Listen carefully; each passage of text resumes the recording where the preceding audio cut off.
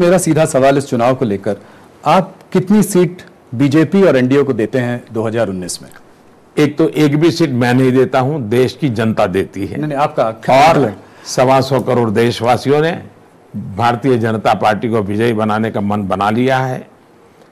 Bharatiya Janata party 2014 में जो सीटें मिली थी, इससे कई ज्यादा सीटों के साथ सरकार बनाएगी। हमारे जो एनडीए के साथी हैं वे भी पहले से अपनी ताकत बढ़ाएंगे और कुल मिलाकर के एनडीए की ताकत आज जो है उससे भी ज्यादा बढ़ेगी। और जिस आत्मविश्वास के साथ, जिस समर्पण भाव के साथ हमने देश की सेवा का काम किया है, आने वाले 5 साल उतने ही कमिटमेंट के साथ, उतने ही समर्पण के भाव के साथ इस काम को हम आगे बढ़ाएंगे। आपने कहा कि ज्यादा सीट आएंगी पिछली बार से, तो अगर आप हिंदी हार्टलैंड में देखें कुछ स्टेट्स को, तो आप यहां पे अपनी टैली इससे ज्यादा कैसे अच्छी करेंगे? उत्तर प्रदेश में आपके पास 73 सीटें, कहीं 26 में 26, कहीं 27 में 25, कहीं 25 में 25। तो इस तरीके से देखा जाए तो कुछ स्टेट्स में 178 में से आपको 168 सीटें मिली थी। तो ये इसको कैसे संभव होगा, इसको इससे ज्यादा अच्छा करना? अगर इसी आंकड़ों से चलते तो त्रिपुरा के चुनाव परिणाम को कैसे देखेंगे, जहां भारतीय जनता पार्टी का एक भी एमएलए जीतता नहीं था। आज त्रिपुरा के अंदर 3/4 मेजोरिटी के साथ हम सरकार चलाते हैं। अगर यही समीकरणों को देखते तो हम कभी आगे ही नहीं बढ़ते। हम 84 में 2 सीट पर थे और आज 2014 आते आते हिंदुस्तान में पहली बिन कांग्रेसी पूर्ण बहुमत वाली सरकार बन गई। तो मैं समझता हूं कि जो एरिथमेटिक है वो राजनीति और एरिथमेटिक का उस प्रकार का मेल नहीं होता है। मोदी जी, यूपी में आपको ये नहीं लगता कि एरिथमेटिक आपके अगेंस्ट है? 1993 में नारा था कि मिले मुलायम काशीराम, उड़ गए जय श्री राम।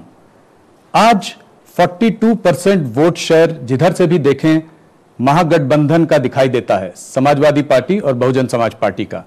तो ऐसे में कैसे आप इतने फॉर्मिडेबल वोट बैंक से लड़ेंगे?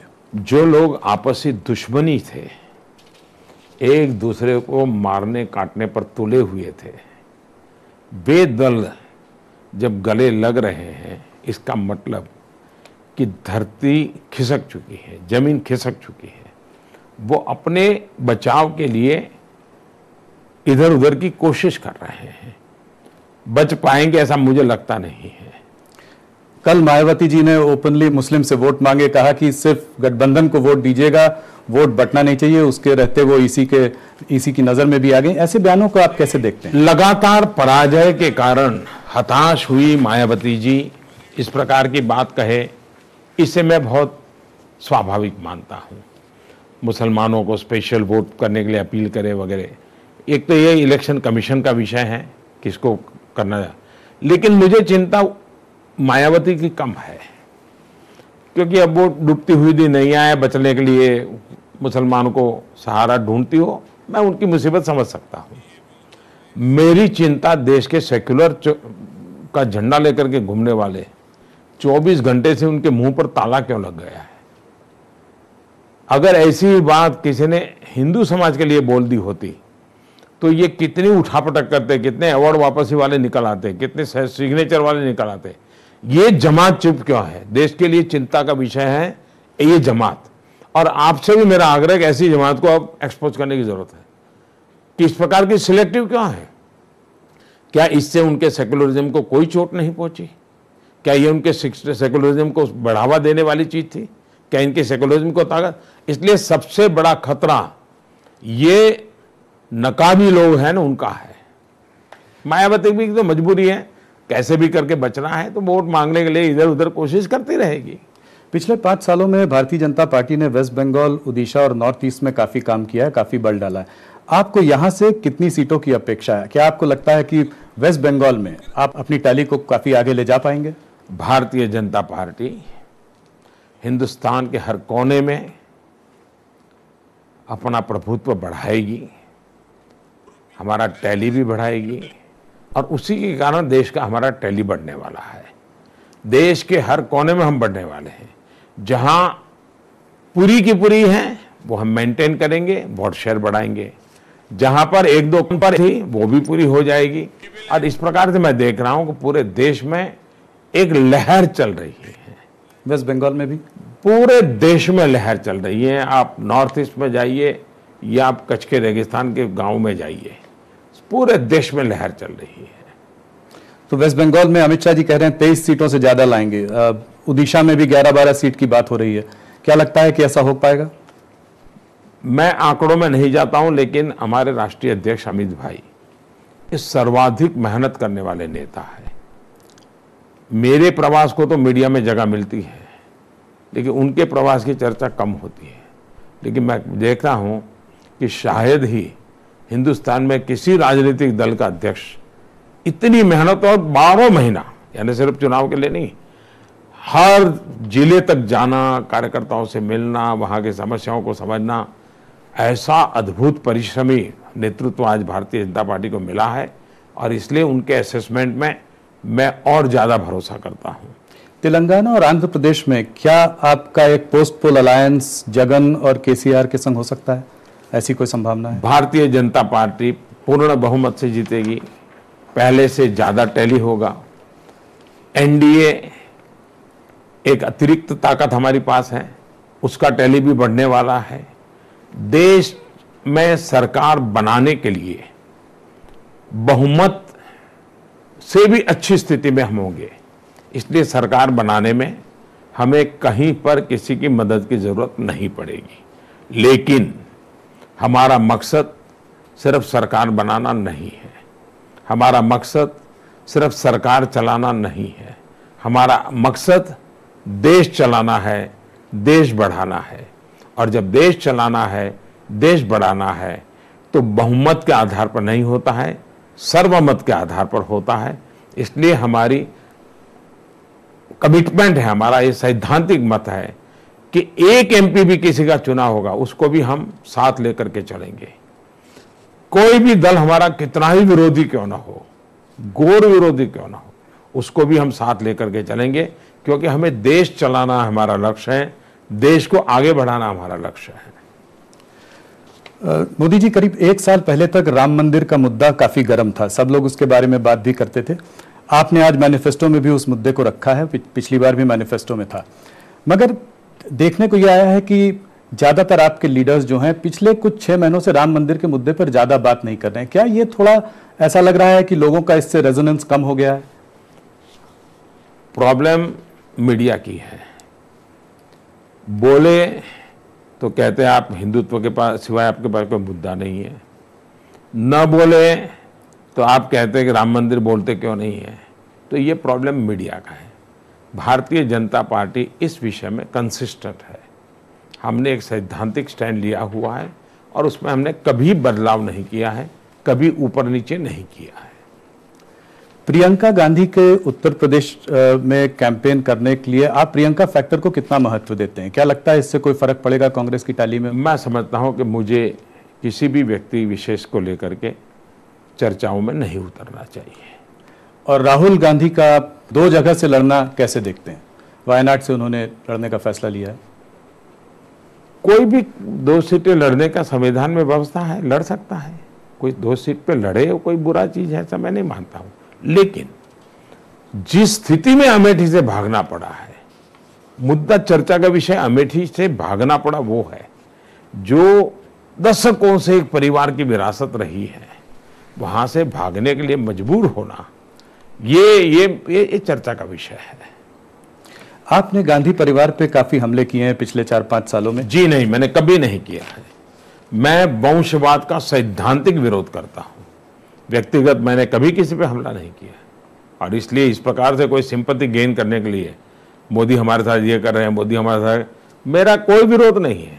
सैद्धांतिक विरोध है। वंशवाद भारत के लोकतंत्र के लिए खतरा है। और ये मैं नहीं कह रहा हूं, बाबा साहब आंबेडकर ने अनेक बार इस बात को कहा है और मैं बाबा साहब आंबेडकर के प्रति बहुत श्रद्धा रखने वाला व्यक्ति हूं। करप्शन पर भी आपने उन पर बहुत उंगली उठाई है पिछले सालों में। करप्शन पर उंगली मैंने नहीं उठाई है। करप्शन हमारा मुद्दा है। अब जैसे कल भोपाल में हुआ, भ्रष्टनाथ कुछ भी बोल दें, इससे बात बनती नहीं है। क्या भ्रष्टाचार के खिलाफ एक्शन लेना चाहिए नहीं चाहिए? आप मुझे बताइए, नेशनल हेराल्ड का केस ये क्या हमारे समय हुआ था? लालू यादव का केस क्या हमारे समय हुआ था? हमने जो प्रक्रियाएं ठंडे बस्ते में डाली गई थी, हम मानते हैं जो चीजें हैं उसको कानूनी तौर पे आगे बढ़ना चाहिए। अब उसको जमानत पे आना पड़ा तो गुनहगार को जमानत पे आना पड़ता है। मैं कौन होता हूं उनको कहने वाला? उन्होंने गुनाह किया है इसलिए जमानत पे घूम रहे हैं, माँ बेटा दोनों। आपने सरदार वल्लभ भाई पटेल के कंट्रीब्यूशन के बारे में बहुत सारी बातें की हैं, तमाम लीडर्स के कंट्रीब्यूशन के बारे में बात की है। पंडित जवाहरलाल नेहरू के बारे में आपका क्या विचार है?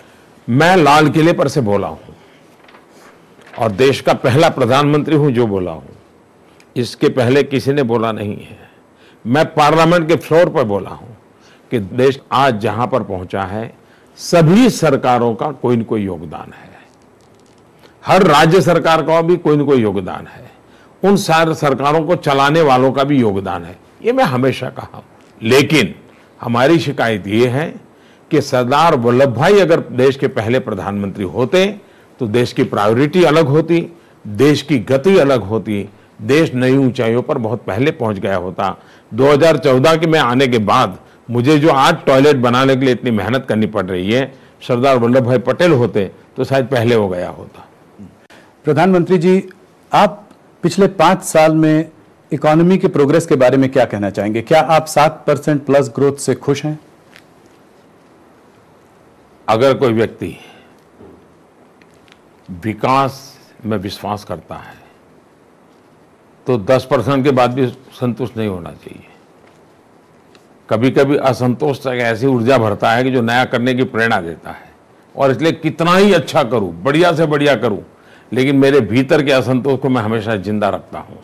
लेकिन आज हमारे लिए खुशी की बात है, दुनिया के सभी एजेंसीज, वर्ल्ड बैंक हो, IMF हो, रेटिंग एजेंसी हो, सबने एक स्वर से कहा है कि भारत दुनिया की बड़ी इकोनॉमीज में सबसे तेज गति से आगे बढ़ने वाली इकोनॉमी है। ये कोई भी हिंदुस्तानी को गर्व होता है। फिर भी भारत का पोटेंशियल बहुत है, हम इससे भी आगे बढ़ना चाहते हैं। आपने बहुत सारी स्कीम्स अप्लाई पिछले 5 सालों में, कहीं ना कहीं कुछ गलतियां भी हुई हैं, जैसे कि ऑपोजिशन डिमोनेटाइजेशन की बात करता है। अगर आप कैश सिस्टम में देखें तो डिमोनेटाइजेशन के समय से आज तक करीब 19% ज्यादा है, ज्यादातर पैसा वापस सिस्टम में लौट भी आया। तो डिमोनेटाइजेशन को आप कैसे देखते हैं? एक तो ये आपका हिसाब किताब ठीक नहीं है। जिस गति से करेंसी का वॉल्यूम बढ़ रहा था, उस वॉल्यूम से अगर आज हम चलते तो आज हमारी करेंसी का वॉल्यूम इससे कई गुना ज्यादा होता। इसलिए आप वो जो ग्रोथ था करेंसी का, उसकी तुलना में देखना चाहिए। और आप तो इकोनॉमिक्स के विद्यार्थी हो, आप ऐसा वहां पर एक ब्रेक लगा देकर यहाँ का जोड़ दें, ऐसा इकोनॉमिक्स कभी होता नहीं है। दूसरा विषय है डीमोनेटाइजेशन से जिनको इतना गहरी चोटें पहुंची हैं, उनके सारे कारोबार खुले पड़ गए हैं, वो मार से अभी भी उभर करके नहीं आए। लेकिन देश की सामान्य जनता डीमोनेटाइजेशन के कारण तकलीफ होने के बावजूद, वो समय तो तकलीफ हुई, मैंने भी पब्लिकली स्वीकार किया था कि 100 दिन तकलीफ रहने वाली है, लेकिन देश की जनता ने हमारा साथ दिया। डीमोनेटाइजेशन के मुद्दे पर उत्तर प्रदेश का चुनाव लड़ा गया, उस चुनाव में हम विजयी होकर के आए। और इसलिए डीमोनेटाइजेशन के संबंध में जिनको बहुत नुकसान हुआ है, उनकी गरीबों वाली वोट बैंक चली गई है, उनके अपने जो खेल थे रुपयों के वो खत्म हो गए हैं, इसके लिए उनकी परेशानी है और वो लोग आज भी रो रहे हैं। लेकिन हिंदुस्तान की जनता को पूरा पता है कि ये चिल्लाहट किस बात की है, कारण क्या है पता है। दूसरा, ये डीमोनेटाइजेशन का कारण है कि आज फॉर्मल इकोनॉमी हमारी तेज गति से बढ़ी है। पहले की तुलना में करीब जने आज़ादी के 60 साल में जितने लोग इनकम टैक्स के दायरे में थे, आज 5 साल में वो संख्या डबल हो गई। जो 60 साल में हुआ वो 5 साल में डबल हो गया। 3.5 लाख कंपनियां, जो एक कमरे के अंदर 200 कंपनियां चलती थी, जो बिल्कुल गैर कानूनी पैरेलल इकोनॉमी चलाती थी, हवाला चलाती थी और बिल्कुल ही देश की इकोनॉमी को लूटती थी, 3.5 लाख कंपनियां हमने इस नोटबंदी के कारण खोज पाए और 3.5 लाख कंपनियों पर ताले लग गए। करोड़ों रुपया डिस्क्लोज हुआ, वो सरकारी खजाने में आया। मैं समझता हूं कि ये इतना बड़ा कदम हमने न लिया होता तो आज फॉर्मल इकोनॉमी कहीं नजर नहीं आती, पूरी तरह ये जो पैरेलल इकोनॉमी चलती थी वही दिखाई देती। आज मकानों के दाम कम हुए, क्यों हुए? क्योंकि बेईमानी के पैसे गए, काला धन गया, तब जाकर के हुए। वो मुद्दे इतने वाहियात है। मीडिया पर ताले लगा दिए थे, सारा मीडिया बंद पड़ा था। ये इंस्टीट्यूशन की बात करते हैं, उनको शोभा नहीं देती है। लालकृष्ण आडवाणी जी ने कहा है nation first, party next, self last. आपने एक ट्वीट कर इस बात का समर्थन भी किया। आडवाणी जी ने यह भी कहा बीजेपी के लीडर्स को अगर कोई गाली दे या कुछ कहे तो उनको एंटी नेशनल नहीं कहना चाहिए। तो आप इस बात पर क्या कहें? ये भारतीय जनता पार्टी के सिद्धांतों को ही उन्होंने दोहराया है। यही हमारे सिद्धांत है।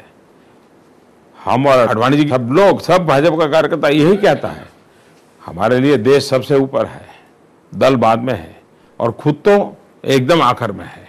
ये हमारे संस्कार है और राष्ट्रवाद के संबंध में भी हमारी यही भूमिका है।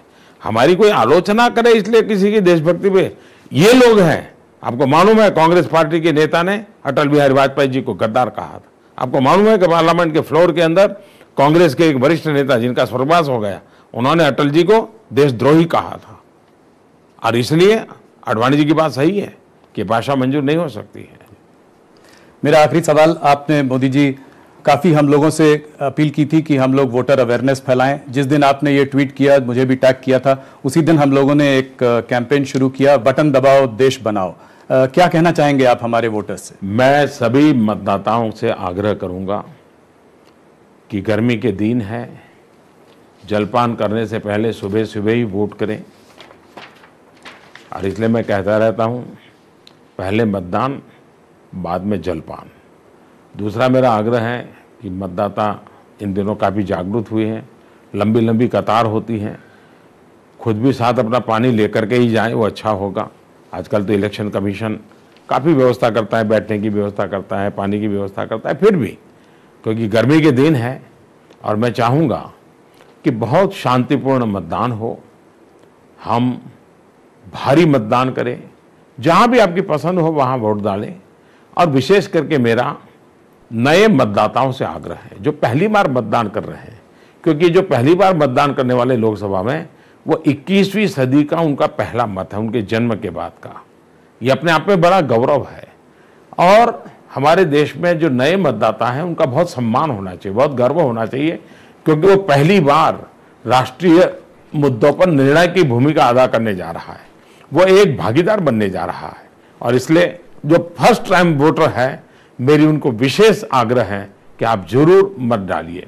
मेरा दूसरा आग्रह है कि आजकल ऑनलाइन आप वेरीफाई कर सकते हैं कि आपका मतदाता सूची में नाम यह है या नहीं है। हम क्यों न इस काम को खुद कर लें, जितना जल्दी हो सके खोजें, ताकि बाद में आखिरी दिन पर जो दौड़ धूप होती है वो न हो। तो मैं सभी मतदाताओं को लोकतंत्र के इस पर्व में उमंग उत्साह के साथ भागीदार बनने के लिए निमंत्रित करता हूं। लोकशाही अमर रहे, इसी एक संकल्प के साथ हम आगे बढ़े, यही मेरी सद्भावना है। मोदी जी, आपने हमारे संग इतनी सारी बातें की, इसका बहुत बहुत धन्यवाद। आपको चुनाव के लिए हार्दिक शुभकामनाएं, ऑल द बेस्ट। बहुत बहुत धन्यवाद। और